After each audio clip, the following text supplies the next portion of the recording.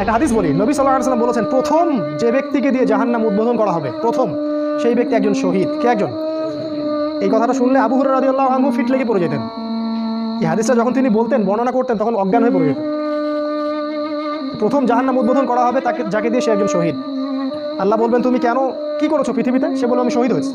আল্লাহ বলবেন, মিথ্যা কথা বলছো তুমি, তুমি এই জন্য যুদ্ধে গিয়েছিলে যাতে মানুষ তোমাকে অনেক বড় বীর বলে, যাও জাহান্নামে যাও। তারপরে একজন দানবীর, কি করেছো? অনেক টাকা দান করেছো, সবের জন্য দান করেছো যাতে মানুষ তোমাকে দানবীর বলে, যাও জাহান্নামে যাও। তৃতীয় হচ্ছে আলেম। এই যে আলেম, কি করেছো? অনেক এলেম কালাম ছিল, আল্লাহ তোমার দিনের খেদমত করছে, মিথ্যা কথা। এই জন্যই করেছো, মানুষ তোমাকে বক্তা বলবে, কারি বলবে, আলেম বলবে, এই জন্য তুমি এইসব অর্জন করেছো, যাও জাহান্নামে যাও। এই জায়গায় আমার একটা ক্ষোভ আছে, কারণ আমরা আমাদের জীবনে একটা লম্বা সময় এইসব হেদায়েত থেকে বঞ্চিত ছিলাম।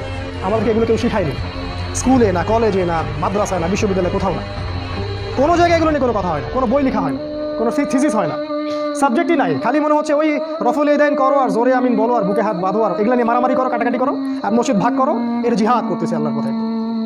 এগুলো তো জিহাদ। হক কান করতে হবে না, এটা হক। আল্লাহ বুঝদান করুক। আল্লাহ